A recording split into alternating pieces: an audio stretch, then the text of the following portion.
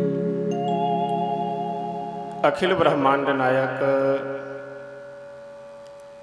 अकारण करुणा वरुणालय भक्त वांछा कल्पतरु श्री सीताराम भगवान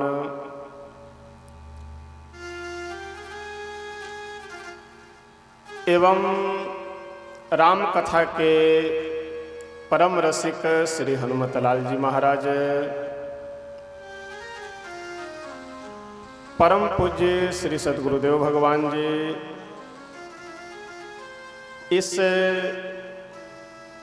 श्री बरखंडी नाथ महादेव मंदिर के महंत व्यवस्थापक और इस यज्ञ कथा के आयोजक हमारे श्री सुनील पुरी जी महाराज, वेद मंत्रों के माध्यम से सभी देवताओं को आवाहित कर करके नित्य प्रति षोडशोपचार पूजन से सभी देवताओं को संतुष्ट किया जा रहा है। यह सब कार्य जिनके सानिध्य में हो रहे हैं, ऐसे हमारे वैदिक विद्वान आचार्य श्री परमानंद जी महाराज एवं अयोध्या जी से जुड़े हुए, अयोध्या जी में ही निवास कर करके शिक्षा दीक्षा प्राप्त किए हुए हमारे श्री राजकुमार दास जी महाराज वेदांती जी। अच्छा, कहीं अयोध्या जी से थोड़े अलग जा करके, वैसे तो ये सब क्षेत्र अयोध्या जी का ही है, ये जो भी परिक्षेत्र में हम लोग बैठे हैं सब अयोध्या जी का ही परिक्षेत्र है, लेकिन फिर भी वर्तमान की दृष्टि से यानी जो अयोध्या जी का मुख्य जो तीर्थ का परिक्षेत्र है उस दृष्टि से अगर विचार किया जाए तो अयोध्या जी के अलग जाने के बाद कहीं अयोध्या जी से जुड़े हुए और अयोध्या जी में निवास कर करके पढ़े लिखे अगर कोई संत विद्वान मिल जाते हैं तो बहुत थोड़ा अपनापन लगता है। और विशेष करके यह श्री बरखंडी महादेव भगवान की कृपा है कि यहाँ पे हम सब श्री सीताराम भगवान की परम मंगलमयी पावनी कथा श्रवण करने के लिए उपस्थित हुए हैं। यह सब आयोजन जिनके सानिध्य में चल रहा है, जिनके समायोजन में हो रहा है, वैसे हमारे श्री बरखंडी नाथ महादेव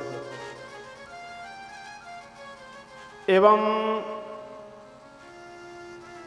आचार्य गणों में, विद्वत गणों में अन्य जो भी ब्राह्मण वृंद आचार्य गण विद्यमान हैं, वे सभी हमारे श्री नंदलाल मिश्र जी आदि आदि, मैं सबका नाम नहीं जानता हूं, लेकिन जो भी मंच पे विराजमान हैं हमारे सभी विद्वद्गण, समुपस्थित आप सभी सुधी श्रोतागण, भाई बंधुओं, माताएं बहनें, हम सब परम सौभाग्यशाली हैं कि भूत भावन भगवान भोले शंकर के चरणों में बैठ करके आज तृतीय दिवस की कथा की बेला में बैठे, चतुर्थ दिवस की कथा की बेला में यहाँ पर उपस्थित हो करके अपने समय का सदुपयोग कर रहे हैं।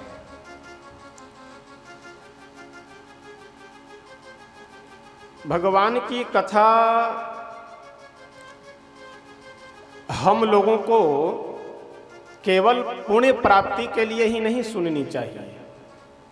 भगवान की कथा से व्यवहारिक और आध्यात्मिक दोनों प्रकार की शिक्षा, दोनों प्रकार का मार्गदर्शन हम लोगों के लिए सर्वसुलभ है।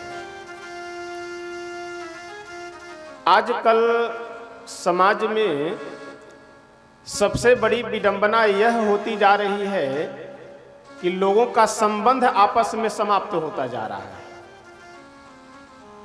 और इसका सबसे बड़ा कारण यह है कि मनुष्य अपने कर्तव्य को भूलता जा रहा है। किसके साथ हमारा क्या कर्तव्य है, किसके साथ हमें क्या कैसा व्यवहार करना चाहिए, ये सारे जो कर्तव्य हैं वो मनुष्य भूलता जा रहा है। देखिए, एक बात मैं निवेदन करूं, नीति शास्त्र का एक बहुत सुंदर श्लोक है, आहार निद्रा भय मैथुनम च सामान्य मेतत् पशुभिर नराणाम धर्मो ही तेषाम अधिको विशेषो धर्मेण हीना पशुभिः समाना।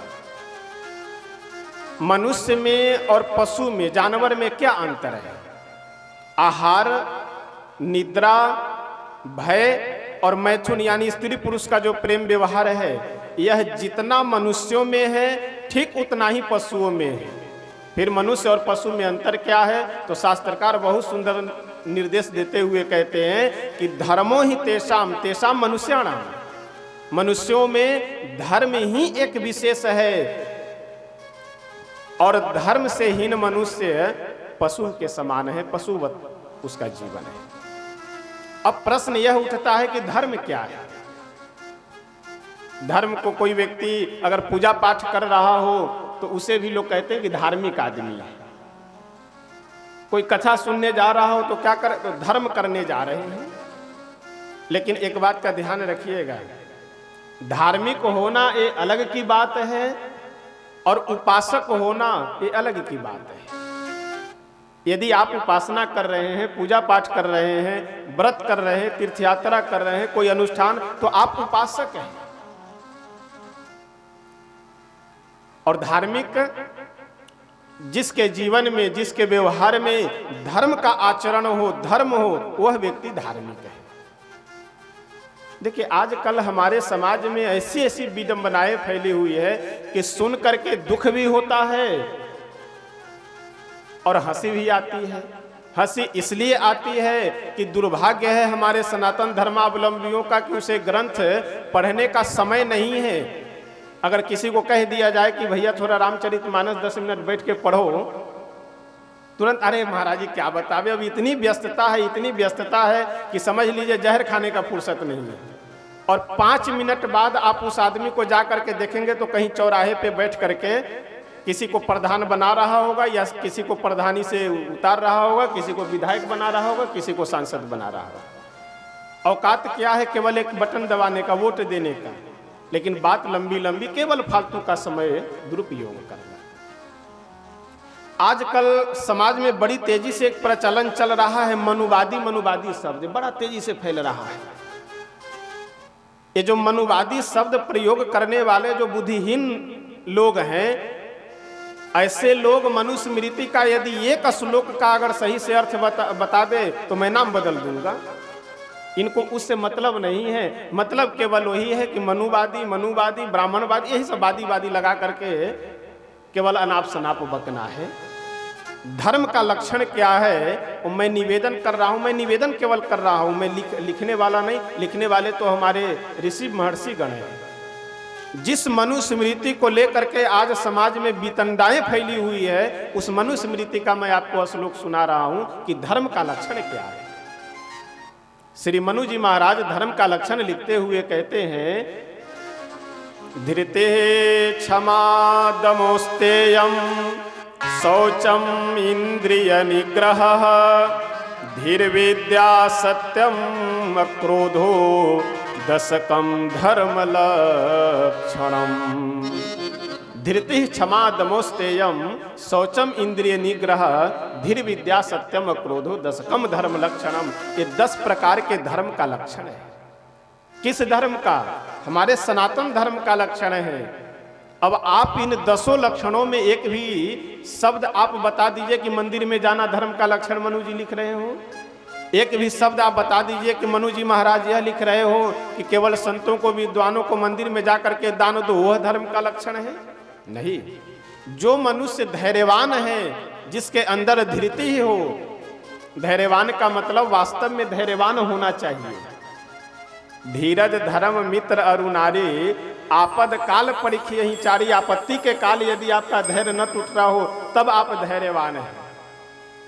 ऐसा नहीं कि पुलिस से हम डरते भी नहीं है और सामने जाते भी नहीं है। अरे जब जाएंगे नहीं तो आप कितना भी निडर बने रहे, उससे क्या फर्क पड़ता है। जो मनुष्य धैर्यवान है वह व्यक्ति धार्मिक है। यानी धार्मिक होना यह अलग की बात है और उपासक होना यह अलग की बात है। धृति क्षमा, क्षमा कहते हैं कि सामर्थ्य रहते हुए भी अपने अपराधी को दंड न देना, यह क्षमाशीलता है, और यह क्षमाशीलता जिस मनुष्य के अंदर है वह मनुष्य धार्मिक है।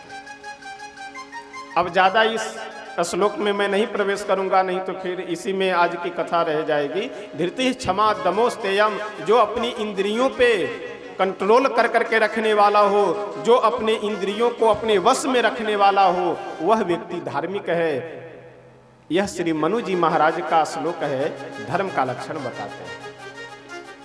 देखिए, मानव होना ये अलग की बात है और मानवता होना ये अलग की बात है। जैसे अगर गधे की योनि में जन्म हो तो उसे गधा कहा जाएगा, घोड़े की योनि में जन्म हो उसे घोड़ा कहा जाएगा। उसी तरह से मनुष्य शरीर हम लोगों को मिला है, मनुष्य योनि में जन्म मिला है, इसलिए हम सब मनुष्य कहे जाएंगे। लेकिन मनुष्य होना ये अलग की बात है और मनुष्यता होना ये अलग की बात है। प्रश्न यह उठता है, सीताराम, प्रश्न यह उठता है कि आखिर यह मनुष्यता आएगी कहां से, मानवता आएगी कहां से? किसी दुकान में, किसी बाजार में, किसी मॉल में, किसी रेस्टोरेंट में? नहीं। मानवता हमें जो यह गुण है, यह मानवता रूपी गुण यदि कहीं से प्राप्त हो सकती है तो केवल दो जगह से, एक तो भगवान की कथा और एक संत महापुरुषों के, भगवत भक्तों के चरित्र के माध्यम से हमें प्राप्त हो सकता है। आज जो परिवार में, समाज में अशांति है, इसका सबसे बड़ा कारण मैं अभी निवेदन कर रहा था कि मैं अपने कर्तव्यों को नहीं समझ रहा हूं। हम अपने कर्तव्यों को नहीं समझ रहे हैं। भाई भाई के प्रति कैसा संबंध होना चाहिए, पिता पुत्र के बीच कैसा संबंध होना चाहिए, पति पत्नी के बीच कैसा संबंध होना चाहिए, इन कर्तव्यों का हम लोगों को ज्ञान नहीं रह गया है, इसे हम समझ नहीं रहे हैं। परिवार में, समाज में अशांति का सबसे बड़ा कारण यह है। एक बहुत सुंदर प्रसंग है, किसी गांव की घटना है। एक बहुत पैसे वाले धनवान सेठ जी जमींदार व्यक्ति थे गांव में। एक प्यासा व्यक्ति आया और आकर के, अच्छा वो जमींदार व्यक्ति जो थे अपने दरवाजे पे बैठे हुए थे।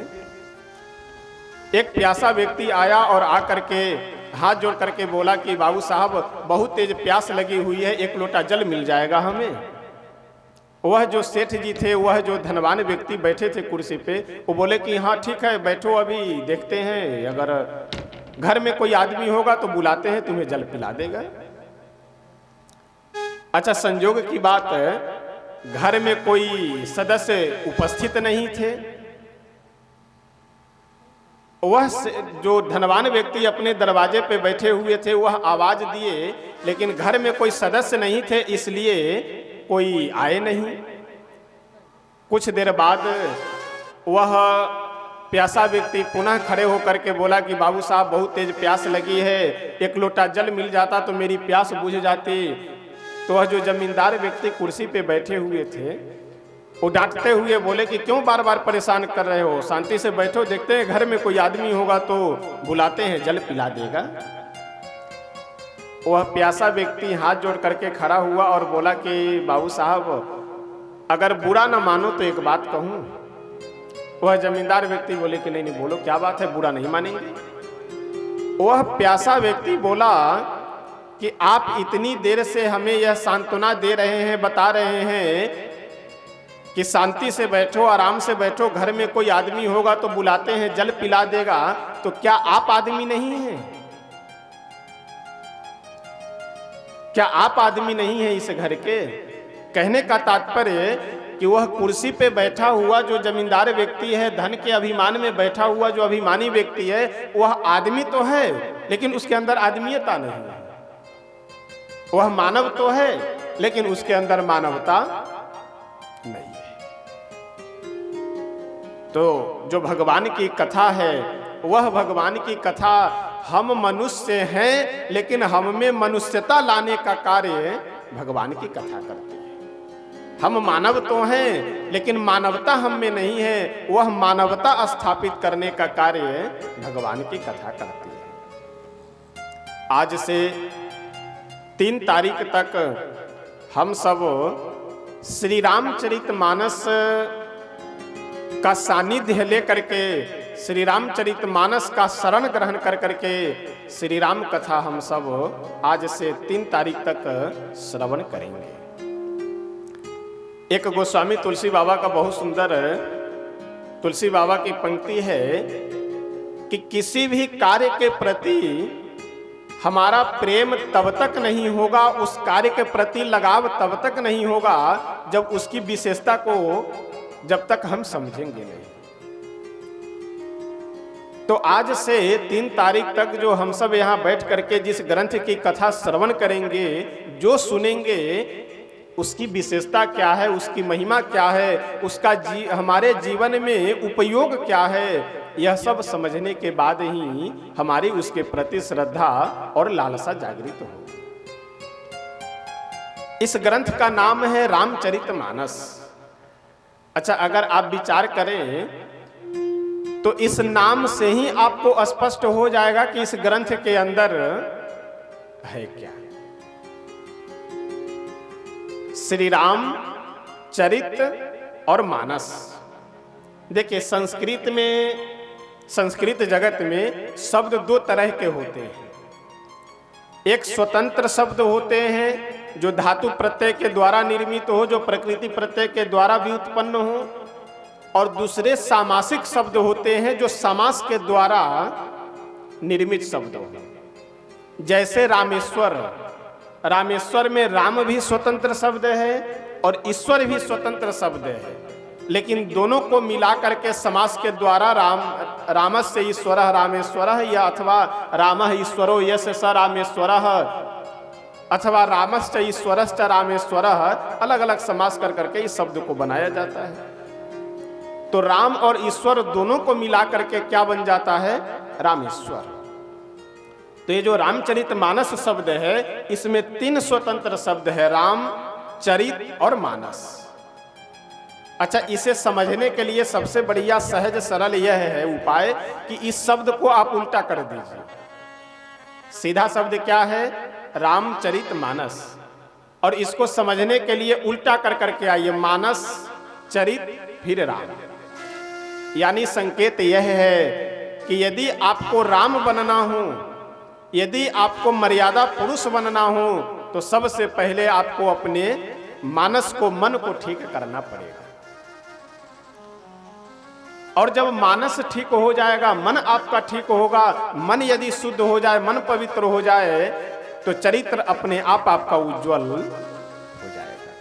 और मन भी ठीक हो जाए, मन भी पवित्र हो जाए, चरित्र भी पवित्र और उज्जवल हो जाए, तो आप मर्यादा पुरुष बन सकते हैं, आप राम बन सकते हैं। प्रथम भाव। दूसरा भाव यह है कि हम यदि भगवान को प्राप्त करना चाहें, उसके लिए उपाय क्या है। यदि हमारी इच्छा है कि हम भगवान को प्राप्त करें, तो इसके लिए उपाय क्या है? तो उपाय यह है कि सबसे पहले आप अपने मन को ठीक कीजिए। मन यदि ठीक हो जाएगा तो धीरे धीरे अपने चरित्र को सही कीजिए, और मन और चरित्र जब दोनों सही हो जाएगा तो उसके बाद आप भगवान के सन्निकट पहुंच सकते हैं, हम ईश्वर को प्राप्त कर सकते हैं। अच्छा, कितना सुंदर संकेत है कि राम और मानस दोनों के बीच में चरित्र है। यानी चरित्र पे ध्यान देना सबसे प्रथम और सबसे विशेष आवश्यक बात है। देखिए, चरित्र का मतलब लोग क्या समझते हैं कि किसी स्त्री पुरुष का गलत संबंध हो वही चरित्रहीनता है। ऐसी बात नहीं है, वह तो चरित्रहीनता है ही, लेकिन वाणी से हम वह बोल रहे हैं जो नहीं बोलना चाहिए, तो आप वाणी से चरित्रहीन हैं।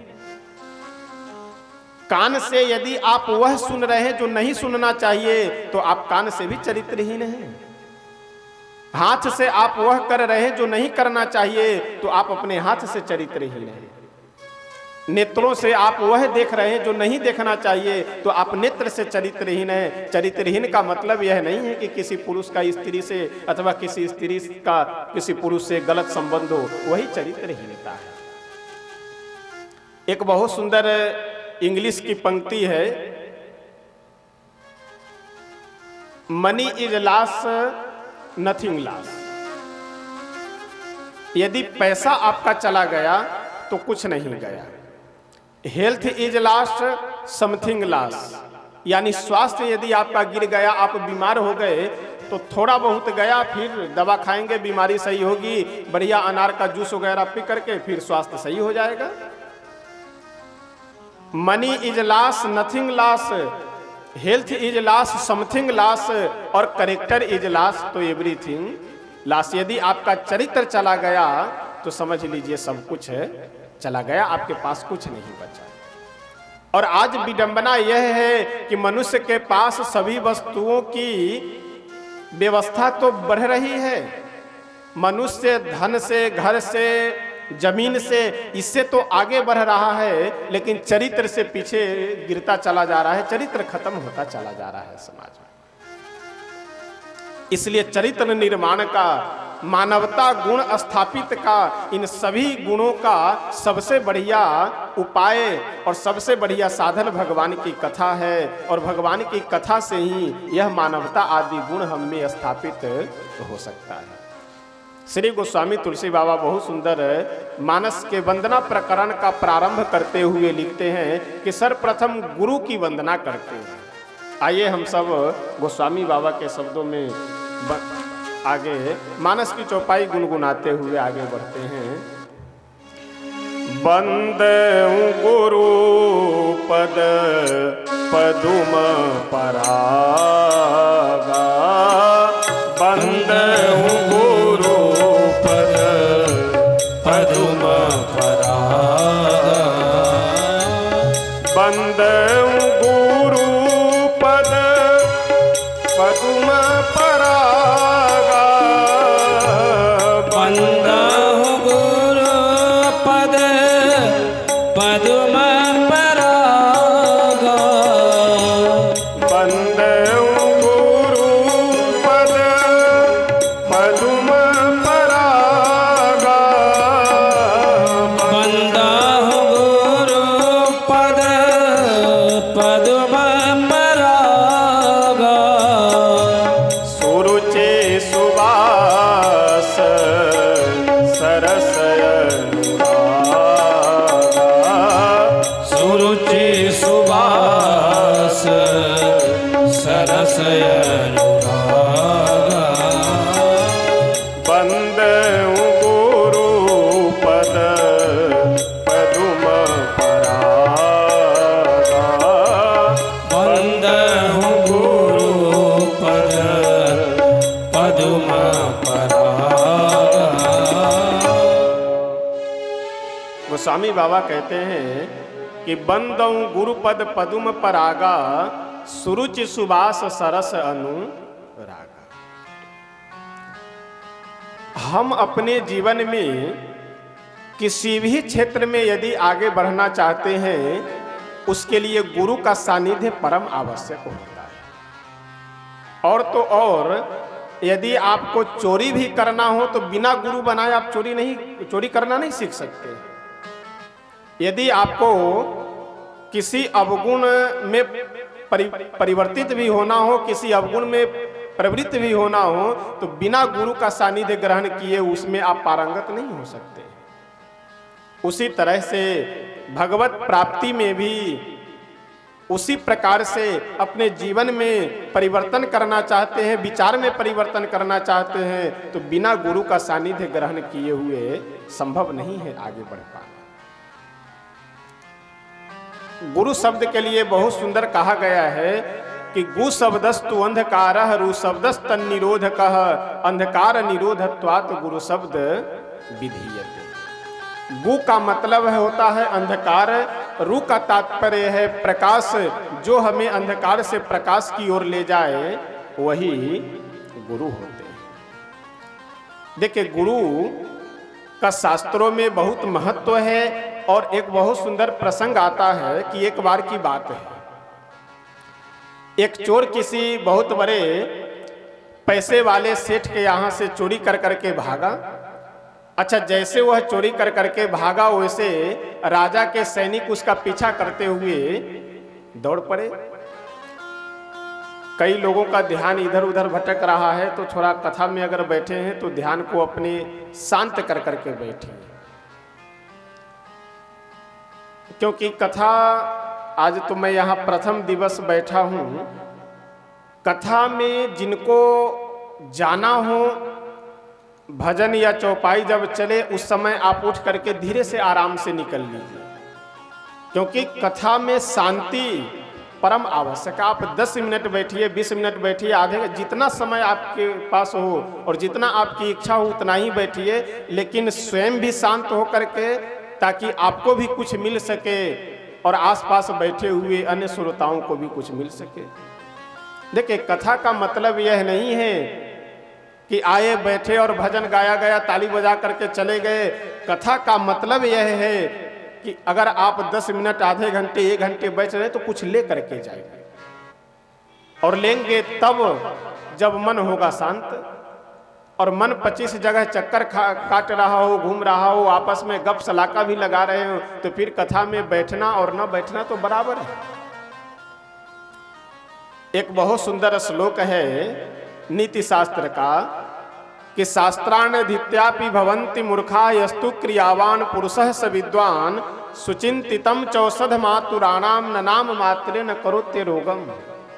सुनना बड़ी बात नहीं है, सुन करके अपने मन में बैठाना, याद करना बड़ी बात है। और मन में बैठाने से, याद करने से भी बड़ी बात यह है कि उसको हम अपने आचरण में, उसे हम अपने जीवन में धारण करें। इतना बड़ा आयोजन, इतना भाग दौड़ कर करके हमारे ये महाराज जी अगर कर रहे हैं, उसका प्रतिफल यही है कि आप जितना अधिक से अधिक पुण्य लाभ प्राप्त कर सके, जितना अधिक से अधिक कथा श्रवण कर करके अपने जीवन में परिवर्तित कर सके, यही यज्ञ की सफलता है, यही यज्ञ की विशेषता है। तो मैं निवेदन कर रहा था कि वह चोर जैसे चोरी कर करके भागा, वैसे राजा के सैनिक पीछे लग गए। अच्छा, भागते भागते वह चोर गया और जा करके एक आश्रम में सत्संग चल रहा था, कथा चल रही थी, जा करके श्रोताओं के बीच में वह बैठ गया। अच्छा, सैनिक आश्रम को चारों तरफ से घेर लिए और बोले कि जब कथा समाप्त होगी उसके बाद मैं इसे पकड़ लूंगा। पहचान तो लिया हूं, चेहरा तो मैं देख ही लिया हूं। कथा समाप्त हुई। अच्छा, कथा के बीच में ही वह चोर एक बात सुन लिया। महात्मा जी जो कथा सुना रहे थे उनसे एक प्रसंग सुना। वह चोर क्या कि गुरु दीक्षा लेने के बाद मनुष्य का दूसरा जन्म हो जाता है। क्या सुना? गुरु दीक्षा लेने के बाद मनुष्य का दूसरा जन्म हो जाता है। वह अपने मन में विचार किया कि बताओ, मैं चोरी कर करके आया हूं, राजा के सिपाही मेरे पीछे भी पड़े हुए हैं, और गुरुजी बता रहे हैं, महात्मा जी बता रहे हैं कि दीक्षा लेने के बाद मनुष्य का दूसरा जन्म हो जाता है। तो यदि मैं इनसे दीक्षा ले रहा हूं तब तो मेरा दूसरा जन्म हो जाएगा, और दूसरा जन्म हो जाएगा तो राजा को दंड देने का कोई अधिकार ही नहीं बचेगा। जैसे कथा समाप्त हुई वैसे दौड़ा भागा पहुंचा महात्मा जी के पास, बोला कि गुरुजी सबसे पहले हमें दीक्षा दे दीजिए। महात्मा जी बोले, अरे कुछ दिन आश्रम में रहो, अभी जान पहचान कुछ हुआ नहीं, पहचानते हैं नहीं, और कैसे दीक्षा दे देंगे। वह चोर बोला कि ऐसा है गुरुजी, मैं अपना पहचान बता दे रहा हूँ, मैं चोर हूँ, चोरी कर करके भागा हूँ, राजा के सिपाही मुझे चारों तरफ से घेरे हुए हैं आश्रम के, और जैसे मैं बाहर निकलूंगा वैसे वह मुझे पकड़ लेगा। और आप अभी बता रहे थे कि दीक्षा लेने के बाद मनुष्य का दूसरा जन्म हो जाता है, तो आप यदि दीक्षा दे देंगे तो मेरा दूसरा जन्म हो जाएगा, तो राजा को दंड देने का कोई अधिकार नहीं रहेगा। महात्मा जी को लगा कि इसका श्रद्धा बढ़िया है, प्रेम व्यवहार बढ़िया है, तो दीक्षा दे दिए। अब दीक्षा लिया, और दीक्षा लेने के बाद वह आश्रम से निकला तो बिल्कुल सीना चौड़ा कर करके सैनिक पकड़ लिए, पकड़ करके ले गए राजा के दरबार में, पेश किया गया। कल होकर के राजा पूछे कि क्यों तुमने चोरी की है? वह चोर बोला कि ना साहब, बिल्कुल हमने चोरी नहीं की है।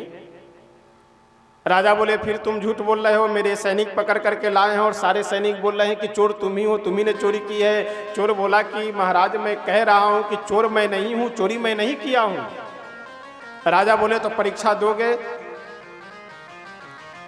चोर बोला बिल्कुल हम तैयार हैं। अच्छा, पुराने समय में परीक्षा लेने के कुछ प्रकार भी अलग होते थे। अयोध्या जी की परंपरा रही है कि फैजाबाद कचहरी से आज से लगभग 40-45 वर्ष पहले की बात है, पुराने महात्मा लोग जो है सब बताते हैं कि फैजाबाद कचहरी से अपराधियों को सौगंध खाने के लिए लक्ष्मण किला, लक्ष्मण घाट पे भेजा जाता था। लक्ष्मण घाट पे जो अयोध्या जी में रामपैड़ी से और थोड़ा सा जब पश्चिम साइड में बढ़ेंगे 10 कदम तो लक्ष्मण घाट है, लक्ष्मण किला पे। तो लक्ष्मण घाट पे अगर जल में सरयू जी के खड़े होकर के कोई चोर यह बोल दे कि चोरी मैं नहीं किया हूं, कोई मर्डर करने वाला व्यक्ति बोल दे कि मैं मर्डर नहीं किया हूं, तो कचहरी से भी, कोर्ट से भी वह बाइज्जत बरी कर दिया जाता था।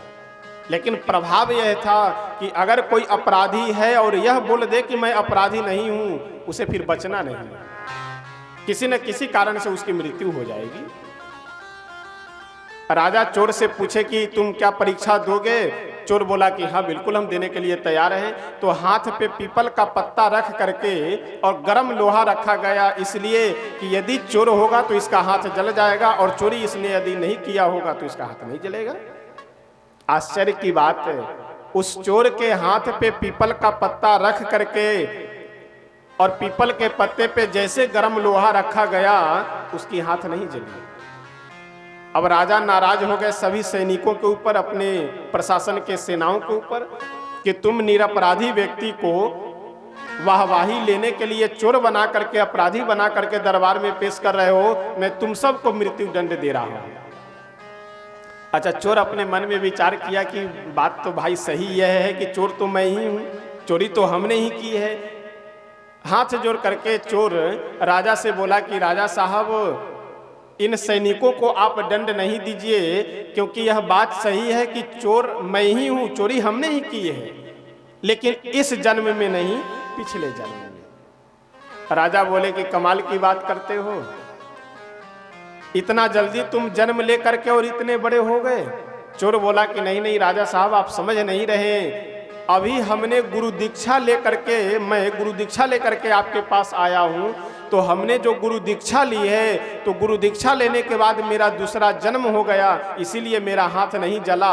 और चोरी मैं पिछले जन्म में किया हूं। किस जन्म में? जिस जन्म में हमने गुरु दीक्षा नहीं ली।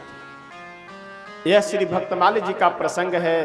कहने का तात्पर्य यह है कि गुरु का सानिध्य ग्रहण करने के बाद, वैष्णवता ग्रहण करने के बाद, गुरु दीक्षा लेने के बाद मनुष्य का दूसरा जन्म हो जाता है। इसलिए शास्त्रकार कहते हैं कि गु शब्दस्तु अंधकारः, रु शब्दस्तन निरोधकः, अंधकार निरोधत्वात् गुरु शब्द विधीयते। जीवन में परिवर्तन के लिए परिवर्तन सर्वप्रथम अपने संग का करना चाहिए, क्योंकि जैसा आप संग करेंगे उसी तरह का आपके मन और शरीर और जीवन पे प्रभाव पड़ता है। श्री गोस्वामी तुलसी बाबा बहुत सुंदर लिखते हुए कहते हैं, मति केरते गति भूति भलाई, जब जेहि जतन जहाँ जेहि पाई, सो जानब सतसंग प्रभाऊ, लोकहु वेदन आन उपाऊ। इस संसार में कोई भी व्यक्ति मति यानी सुंदर बुद्धि, कीर्ति, गति, भूति और भलाई, ये पांचों वस्तुएं अगर कोई भी मनुष्य संसार में पाता हो तो वह अच्छी संगति के कारण ही संभव है। शास्त्रों में कहा गया है कि जैसा आप संग करेंगे उसी तरह का परिवर्तन आपके जीवन और मन में होता चला जाए। हीयते हिमतिस्तात हिनैः स समागमात् समैश्च समतामेति विशिष्टैश्च विशिष्टताम। यदि आप अपने से छोटी बुद्धि वाले लोगों का संग करेंगे तो आपकी बुद्धि भी छोटी होती चली जाएगी। आप यदि अपने से समकक्ष लोगों का संग करेंगे तो आपकी बुद्धि भी समान हो जाएगी, और आप अपने से विशिष्ट लोगों का यदि संग करेंगे तो आपकी बुद्धि भी विशिष्ट हो जाएगी, श्रेष्ठ हो जाएगी। तो कभी भी संग अपने से श्रेष्ठ जनों का करना चाहिए, अपने से विशेष बुद्धि और आचरण संस्कार वाले गुरुजनों का, संतों का, विद्वत जनों का संग करना चाहिए। देहाती एक कहावत भी है कि जैसा करेंगे संग वैसा चढ़ेगा। इसलिए संग हम लोगों को सर्वप्रथम परिवर्तन करना चाहिए, क्योंकि बिना संग परिवर्तन किए हुए हमारे विचार में और जीवन में परिवर्तन संभव नहीं है। आइए हम सब एक दो पंक्ति एक भजन बोल करके तब आगे बढ़ेंगे कि चाहे वह भगवान के प्राप्ति करने की बात हो, चाहे अपने मन में परिवर्तन करने की बात हो, यह दोनों कार्य बिना सत्संग के, बिना अच्छे महापुरुषों के संग के संभव नहीं है। अच्छा, सत्संग ये बड़ा ही सुंदर और व्यापक शब्द है। सत्संग में दो शब्द है, एक सत और दूसरा संग। हम सदैव 24 घंटे किसी न किसी संग में रहते हैं। बस सत पुरुषों का संग करना, सत वाक्यों का संग करना, सत प्रसंगों का संग करना, यही सत्संग है। चाहे हम कथा सुने, चाहे किन्हीं श्रेष्ठ भक्त आचरण संस्कारवान महापुरुषों का संग करें, चाहे हम किन्हीं ग्रंथ का स्वाध्याय करें, ये सारे कार्य सत्संग में ही आते हैं। ये सभी कार्य सत्संग में ही आते हैं। आइए हम सब एक दो पंक्ति भजन बोल करके तब आगे बढ़ेंगे। जिसको जीवन में मिला सत्संग है, उसे हर घड़ी आनंद ही आनंद है। जिसके जीवन में मिला सत्संग है, उसे हर घड़ी आनंद ही आनंद है। जिसके जीवन में मिला सत्संग है, उसे हर घड़ी आनंद ही आनंद है। जिसके जीवन में मिला सत्संग है, उसे हर घड़ी आनंद ही आनंद है। जिसका हरि से जुड़ा संबंध है, उसे हर घड़ी आनंद ही आनंद है। जिसका हरि से जुड़ा संबंध है, उसे हर घड़ी आनंद ही आनंद है। जिसका हरि से जुड़ा संबंध है, उसे हर घड़ी आनंद ही आनंद है। जिसका हरि से जुड़ा संबंध है, उसे हर घड़ी आनंद ही आनंद है। जिसके जीवन में मिला सत्संग है, उसे हर घड़ी आनंद ही आनंद है। जिसके जीवन में मिला सत्संग है, उसे हर घड़ी आनंद ही आनंद है।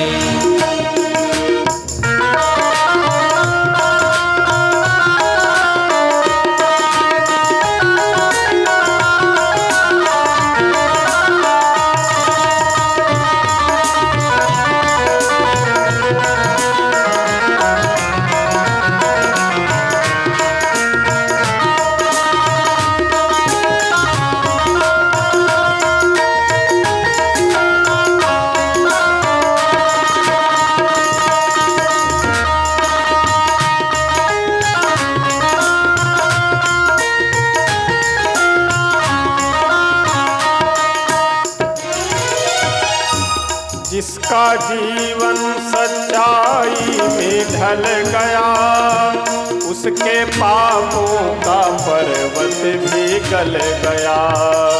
जिसका जीवन सच्चाई में ढल गया, उसके पापों का पर्वत भी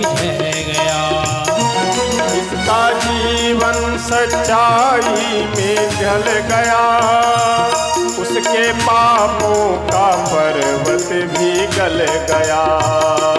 जिसका जीवन सच्चाई में ढल गया, उसके पापों का पर्वत भी गल गया। जिसके रोम रोम बसे गोविंद है, जिसके रोम रोम बसे गोविंद है, उसे हर घड़ी आनंद ही आनंद है, उसे हर घड़ी आनंद ही आनंद है।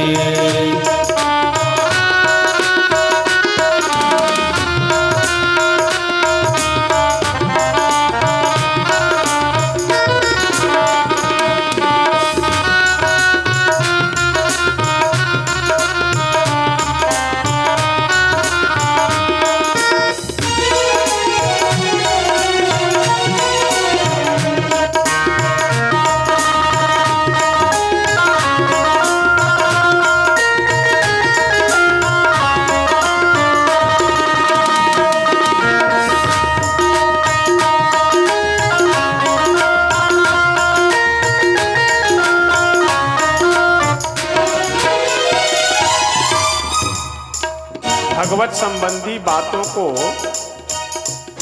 जो हमारे ऋषि महर्षि कह गए हैं, जो लिख गए हैं, उसे हमें श्रद्धा और विश्वास पूर्वक मानना चाहिए। संसार में बहुत से ऐसे लोग हैं कि जिनकी बताई हुई बातों को हम विश्वास से मान लेते हैं। जैसे हम लोगों को किसी क्लास में, कक्षा में मास्टर साहब पढ़ा दिए कि KNIFE नाइफ माने चाकू, तो हम मान लेते हैं। उसी तरह से अगर हमारे ऋषि महर्षि पूर्वज बता गए हैं कि कैसे कैसे भक्ति करनी है, कैसे कैसे भगवान का नाम जप करना है, उसे श्रद्धा विश्वास पूर्वक हमें स्वीकार कर लेना चाहिए, मान लेना चाहिए। संत ऋषियों की वाणी को मानो, तत्व क्या है जगत का ये जानो। संत ऋषियों की वाणी को मानो, तत्व क्या है जीवन का जानो। संत ऋषियों की वाणी को मानो, तत्व क्या है जगत का ये जानो। संत ऋषियों की वाणी को मानो, तत्व क्या है जगत का ये जानो। उसका 84 कट जाए फंद है, उसका 84 कट जाए फंद है, उसे हर घड़ी आनंद ही आनंद है। जिसके जीवन में मेरा सत्संग है, उसे हर घड़ी आनंद ही आनंद है।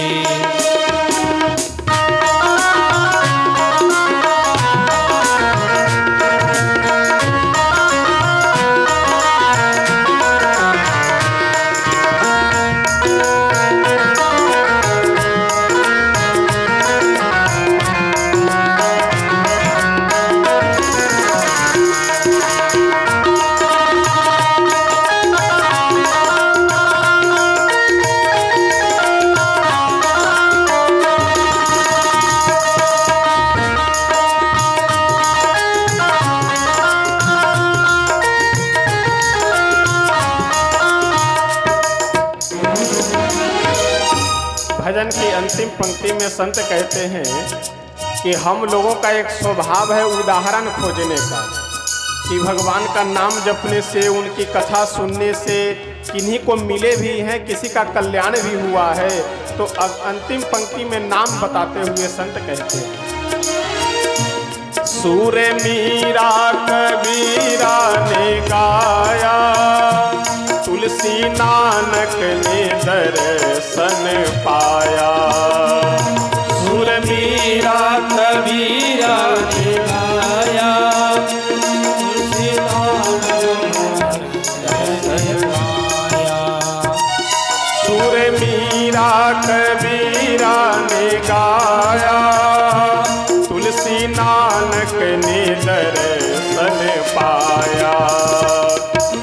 मीरा कबीरा ने गाया, तुलसी नानक ने इसको गाया। जिनके हृदय में राम नाम बंद है, जिनके हृदय में राम नाम बंद है, उसे हर घड़ी आनंद ही आनंद है, उसे हर घड़ी आनंद ही आनंद है। जिसके जीवन में मेरा सत्संग है, उसे हर घड़ी आनंद ही आनंद है। जिसके जीवन में मेरा सत्संग है, उसे हर घड़ी आनंद ही आनंद है, उसे हर घड़ी आनंद ही आनंद है, उसे हर घड़ी आनंद ही आनंद है। श्री सीताराम भगवान की वास्तव में अगर विचार कर करके देखा जाए तो संसार की वस्तुओं में जो हम लोगों को आनंद मिलता है वह आनंद है, लेकिन कुछ क्षण के लिए आनंद है। जैसे किसी वस्तु की प्राप्ति की यदि उत्कट लालसा हमारे मन में जगी है, उस वस्तु की जब प्राप्ति हो जाती है तो मन हमेशा आनंद में नहीं रहता है, फिर उससे कोई बड़ी वस्तु प्राप्त करने की लालसा मन में जागृत हो जाती है। लेकिन जो भगवान की कथा का आनंद है, जो आनंद आज से आपको 20, 30, 40 वर्ष पहले मिल रहा होगा, उससे कहीं अधिक आनंद आज आपको कथा सुनने में मिल रहा है। आज से 10 वर्ष पहले जो कथा में आनंद था वही आनंद आज भी कथा में वही। तो यह जो आनंद है यह सदैव एक समान बना रहने वाला आनंद है और सदैव बढ़ने वाला आनंद है। और संसार की जो वस्तुओं में आनंद है वह कुछ क्षणों के लिए हमें लगता है। लेकिन देखिए, अति सर्वत्र वर्जित। अगर हम संसार में रह रहे हैं, यदि आप गृहस्थ जीवन में हैं, तो गृहस्थ व्यक्ति का सर्वप्रथम यह कर्तव्य है धन कमाना, पैसे कमाना। लेकिन एक बात का ध्यान रखते हुए कि किसी का हड़प करके नहीं, किसी से बेईमानी कर करके नहीं, किसी के हिस्से का ले करके नहीं। एक बहुत सुंदर भागवत जी की पंक्ति है, श्रीमद् भागवत महापुराण का श्लोक है कि आत्मनः प्रतिकूलानि परेशान न समाचरित। जो अपने को अच्छा न लगे वह दूसरों के साथ भी नहीं करना चाहिए। और आज विडंबना यही है कि आदमी अपने साथ तो यह चाहता है कि सब अच्छा व्यवहार करे, लेकिन स्वयं दूसरों के साथ नहीं करना चाहता है। और यही कारण है कि अक्सर लोगों से किसी से अगर पूछिए कि कोई आपसे, अच्छा हम लोगों के सामने ज़्यादा ये समस्या आती, महाराज जी हम बड़े परेशान हैं। अच्छा भैया काहे परेशान हो बताओ। तो यही तो हम नहीं समझ पा रहे हैं कि हम क्यों परेशान हैं। आपको बहुत से लोग ऐसे कहते हुए मिलेंगे कि हम बहुत परेशान हैं, उससे पूछे कि क्यों परेशान हो, तो यही तो हम नहीं समझ पा रहे हैं परेशान क्यों हैं। आज विडंबना यह है लोगों की, एक किसी गांव की घटना है। एक जगह लाइन से बैठ करके बहुत सी महिलाएं रो रही थी। रास्ते से आने जाने वाले यात्री देखे कि भाई अजीब हाल है, यहाँ कोई मरा हुआ भी नहीं है, कोई घर भी नहीं जला है, लेकिन फिर भी इतनी महिलाएं बैठ करके रो क्यों रही है। एक यात्री जा रहा था, उससे नहीं रहा गया, और रुक करके जो सबसे पीछे महिला बैठी हुई थी उसे जा करके बोला कि माता जी क्यों रो रही हो, क्या कोई समस्या, कोई दुख। वो महिला बोली कि भैया हमको नहीं मालूम है, आगे वाली से पूछो। इसको रोते हुए देखे हैं तो हम भी बैठ करके रोना प्रारंभ कर दिए हैं। वह आदमी दूसरी जो उससे आगे महिला बैठी रो रही थी उसे जा करके पूछा, माता जी आप क्यों रो रही हो। वह महिला भी बोली कि भैया अब हमको नहीं मालूम, अब अगली वाली से पूछो। इसको देख करके हमको रोना आ गया। इसी तरह से पूछते पूछते पूछते जो अंतिम में महिला बैठी हुई थी उससे जब जा करके वह पूछा कि माता जी क्यों रो रही हो, वो बोली कि भैया क्या बतावे, आज पता नहीं मेरा मन कर रहा था रोने का। अच्छा ध्यान दीजिएगा, जो सबसे आगे महिला बैठी उसकी इच्छा थी रोने की, तो अपने मन से अपनी इच्छा की पूर्ति के लिए रो रही, और उसके पीछे जितनी बैठी हुई रो रही है वो सब एक दूसरे को देख करके केवल रो रहा है। इसका तात्पर्य क्या है? तात्पर्य यह है कि हम दूसरों को देख करके रोते और हंसते रहते हैं। कोई अगर रोने वाली बात बोल दे तो हम रोना प्रारंभ कर दिए, कोई हंसने वाली बात बोल दे तो हम हंसना प्रारंभ कर दिए। यानी अपने जीवन का रिमोट कंट्रोल हम लोग दूसरों के हाथ में दे दिए हुए। कोई थोड़ा सम्मान कर दिया, सीना चौड़ा कर करके बैठ गए, कोई थोड़ा सा अपमान कर दिया, मुंह लटका करके घूमने लगे। इसलिए अपने खुशी का, अपने प्रसन्नता का, अपने आनंद का रिमोट कंट्रोल हम लोगों को अपने हाथ में ही रखना चाहिए। देखिए, एक बात मैं निवेदन करूं, सुख और दुख एक किसी व्यक्ति अथवा वस्तु से हमें नहीं प्राप्त होती है। सुख दुख हमारे आपके मन की मान्यता है। ये बात अभी समझ में नहीं आई होगी आप लोगों को। सुख दुख एक किसी व्यक्ति वस्तु से हमें नहीं प्राप्त होता है। सुख दुख ये हमारे मन की मान्यता है। इसीलिए न्याय दर्शन में दो प्रकरण है, एक प्राचीन न्याय और एक नव्य न्याय। नव्य न्याय में जो सर्वप्रथम प्रारंभिक पुस्तिका है तर्क संग्रह, तो तर्क संग्रहकार बहुत सुंदर सुख दुख का लक्षण लिखते हुए कहते हैं कि सर्वेषाम अनुकूल वेदनीयम सुखम और सर्वेषाम प्रतिकूल वेदनीयम दुखम। सुख क्या है? जो सभी मनुष्यों के मन के अनुकूल लगने वाला जो भाव है वही सुख है, और समस्त मनुष्यों के मन के जो प्रतिकूल लगने वाला हो वही दुख है। तो सुख दुख किसी व्यक्ति वस्तु से नहीं हमें प्राप्त होता है। सुख दुख हमारे आपके मन की मान्यता है। कैसे? जैसे अब गर्मी का समय आ रहा है, एक आध 10-15 दिन महीने दिन बाद और भयंकर गर्मी पड़ेगी। तो जून जुलाई के भयंकर गर्मी में आप कहीं से साइकिल चला करके 5-10 किलोमीटर से चले आ रहे हो, और जिनके दरवाजे पे पहुंचे वो घर वाले बढ़िया कूलर ला करके ठंडा ठंडा पानी रख करके और चला दे, तो आप कपड़े खोलते हुए कहेंगे आहा हा, आनंद आ गया।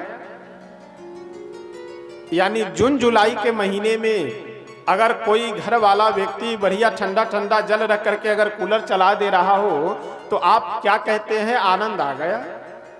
और उसी कूलर को ठंडा ठंडा पानी रख करके, जल रख करके यदि दिसंबर जनवरी के महीने में कोई लगा दे तो जून जुलाई के महीने में आपको आनंद आ रहा था।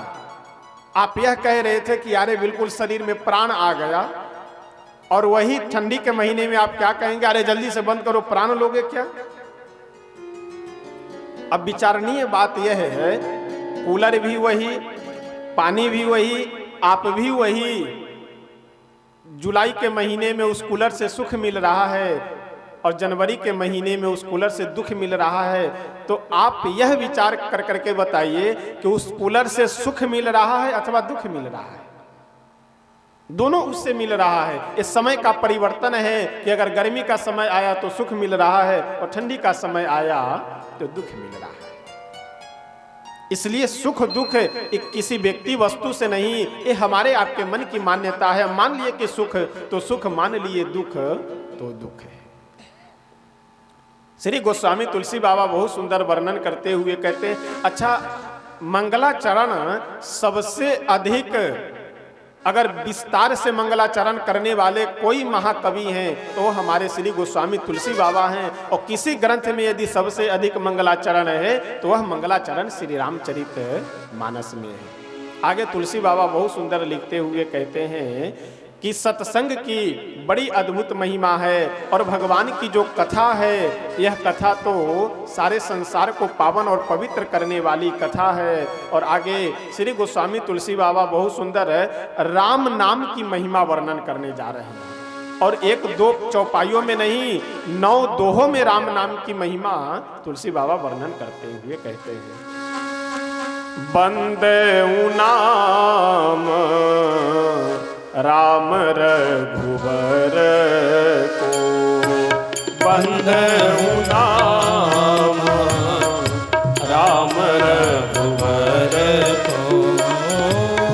बंदऊ नाम राम रघुवर को, बंदऊ नाम राम रघुबर को, हेतु कृषानु भानुहीन कर को, हेतु कृषानु भानुहीन कर को, भाय कुभाय अनख आलस, भाय कुभाय अनख आलस हो, भाय कुभाय अनख आलस हो, भाय कुभाय अनख आलस हो, नाम जपत मंगल दिसरस हूँ, नाम जपत मंगल दिसरस हो, भाय कुभाय अनख आलस हूँ, भाय कुभाय अनख आलस हो। श्री गोस्वामी तुलसी बाबा श्री राम नाम की महिमा अब वर्णन करने जा रहे हैं। समय अब 11 बज चुका है। पूर्व के हमारे वक्ता श्री शास्त्री जी महाराज आज आप सबको कई दिनों से बड़ी ही सुंदर वाणी में आप सबको कथा श्रवण करा रहे थे। आज भी बड़ा ही सुंदर भगवान के नाम की महिमा आदि आदि प्रसंगों का बहुत सुंदर आप सबको श्रवण लाभ प्राप्त कराए हैं। कल से हम सब आज प्रथम दिवस की कथा थी।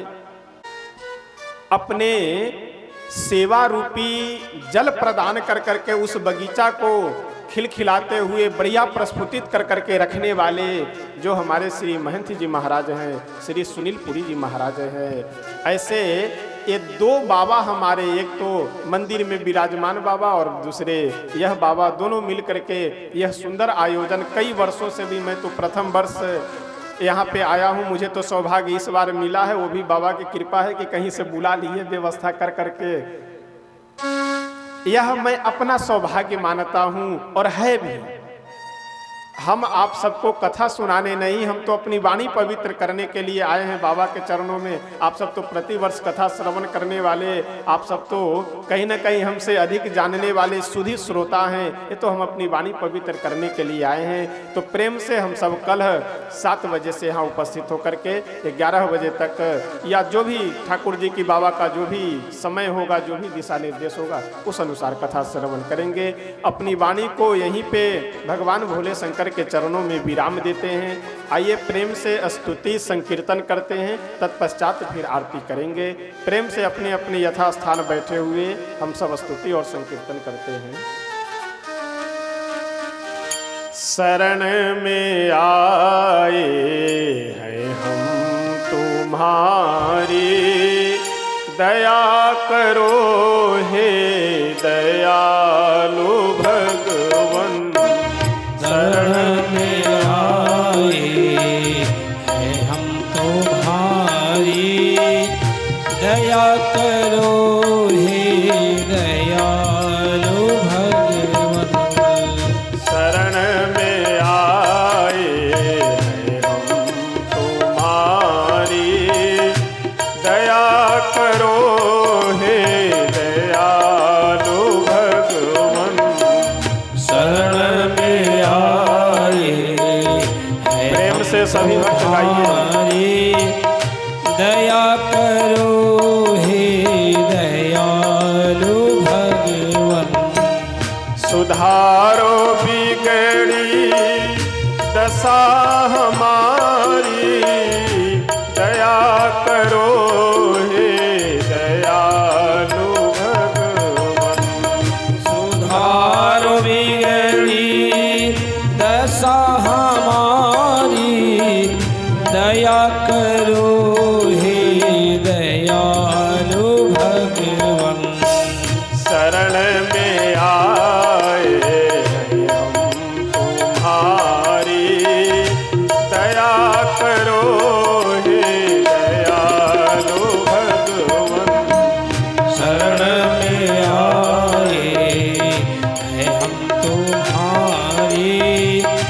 दया करो हे दयालु भगवान। भले जो है हम तो है तुम्हारे, बुरे जो है हम तो है तुम्हारे। भले जो है हम तो है तुम्हारे, बुरे जो है हम तो है तुम्हारी। तुम्हारे हो कर हो हम दुखारी, दया करो हे दयालु भगवान। तुम्हारे हो कर है हम दुखारी, दया करो हे दयालु भगवान। शरण में आए हम तुम्हारी, दया करो हे दयालु भगवान। शरण में आए हैं हम तुम्हारी, दया करो हे दयालु भगवान। ना हम में बल है ना हम में शक्ति, भरो हमारे में ज्ञान भक्ति। ना हम में बल है ना हम में शक्ति, भरो हमारे में ज्ञान भक्ति। ना हम में बल है ना हम में शक्ति, भरो हमारे में ज्ञान भक्ति। ना हम में बल है ना हम में शक्ति, भरो हमारे में ज्ञान भक्ति। तभी कहाओ तापहारी, दया करो हे दयालु भगवान। तभी कहाओ तापहारी, दया करो हे दयालु भगवान। शरण में आए हम तुम्हारी, दया करो हे दयालु भगवान। शरण में आए हैं हम तुम्हारी, दया करो हे दयालु भगवान। सुधारो बिगड़ी दशा हमारी, दया करो हे दयालु भगवान। सुधारो बिगड़ी दशा हमारी, दया करो हे दयालु भगवान। शरण में आए हम तुम्हारी, दया करो हे दयालु भगवान। शरण में आए हैं हम तुम्हारी, दया करो हे दयालु भगवान। हरे राम राम राम सीता राम राम राम।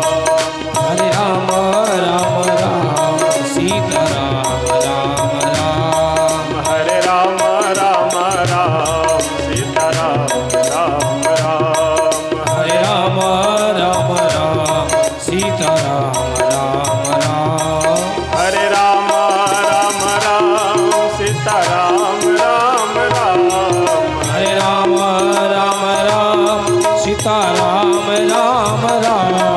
हरे राम राम राम सीता राम राम राम। हरे राम राम राम सीता राम राम राम।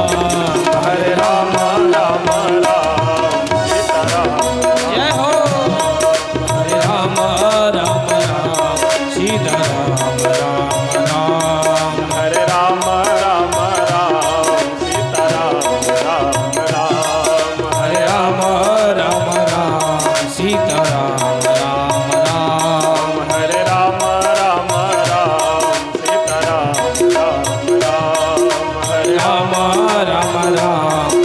सीताराम राम राम हरे राम राम राम सीताराम राम राम हरे राम राम राम सीताराम राम राम हरे राम राम राम सीताराम राम राम हरे राम राम राम सीताराम राम राम हरे राम राम राम सीताराम राम राम हरे राम राम राम सीताराम राम राम हरे राम राम राम सीताराम राम राम हरे राम राम राम सीताराम राम राम श्री सीताराम नाम भगवान की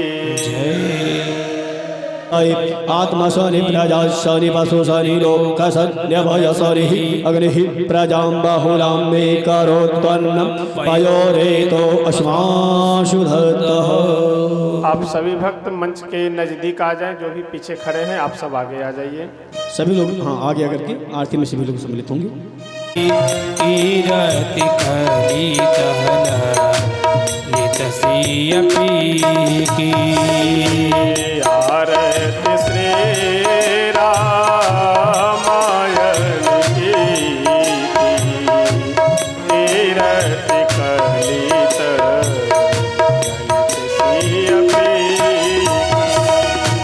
आरति श्री रामायण जी की कीरति कलितहन लितसिय पीकी गावत ब्रह्मा एक मुनि नारद वाल्मीक में ज्ञान विशारद।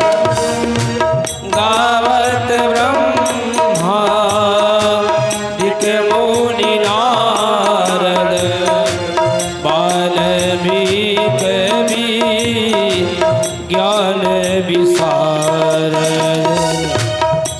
सन का दे शेष अरुसार बरनी पवन सुत कीरति नीति। आरति श्री रामायण जी की कीरति कलितहन लितसिय पीकी गावत वेद पुराण अष्ट दश छो शास्त्र सब ग्रंथन को रस। गावत वेद पुराण अष्टदश छो शास्त्र सब ग्रंथन को रस मुनि जन धन संतन को सरवस सार सब ही की आरती श्री रामायण जी की कीरति कलितहन लितसिय पीकी गावत संतत शंभु भवानी अरुभट संभव मुनि विज्ञानी। गावत संतत शंभु भवानी अर्घट संभव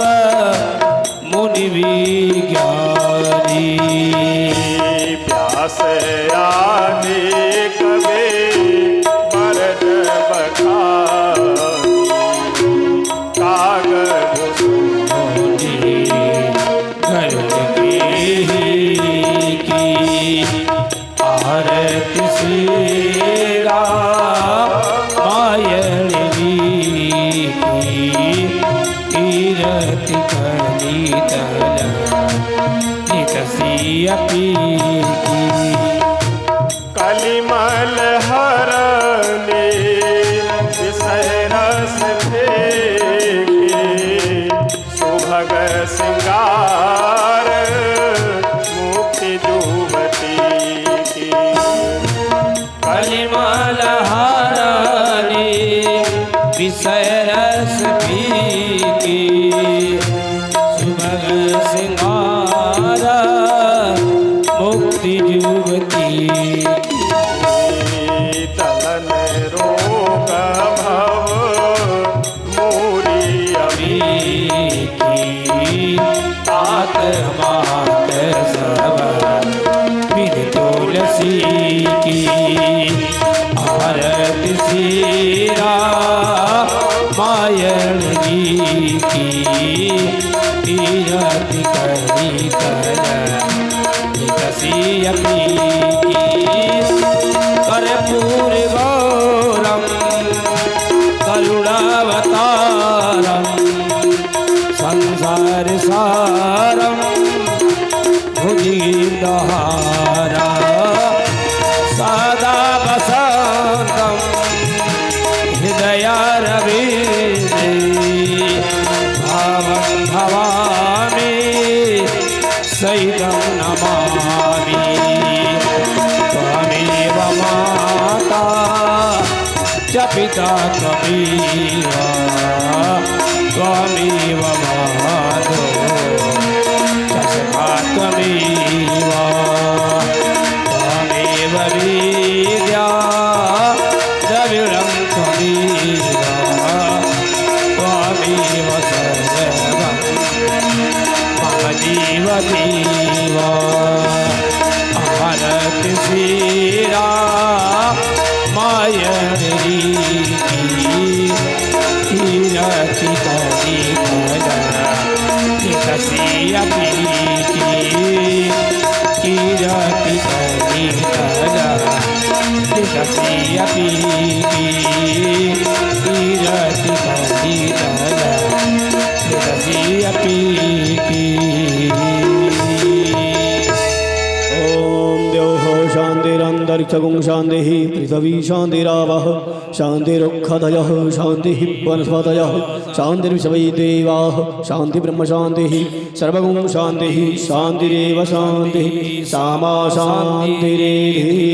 ओम शीतले तुम जगन्माता शीतले तुम जगद्विधा शीतले तुम जगद्धात्री शीतलायै च विद्महे कामभालिन्यै च धीमहि तन्नो गौरी प्रचोदयात्। हरिः ओम जनकात्मजायै च विद्महे रामप्रियायै च धीमहि तन्नो सीता प्रचोदयात्। हरिः ओम दशरथ आत्मजायै च विद्महे सीतावल्लभायै धीमहि तन्नो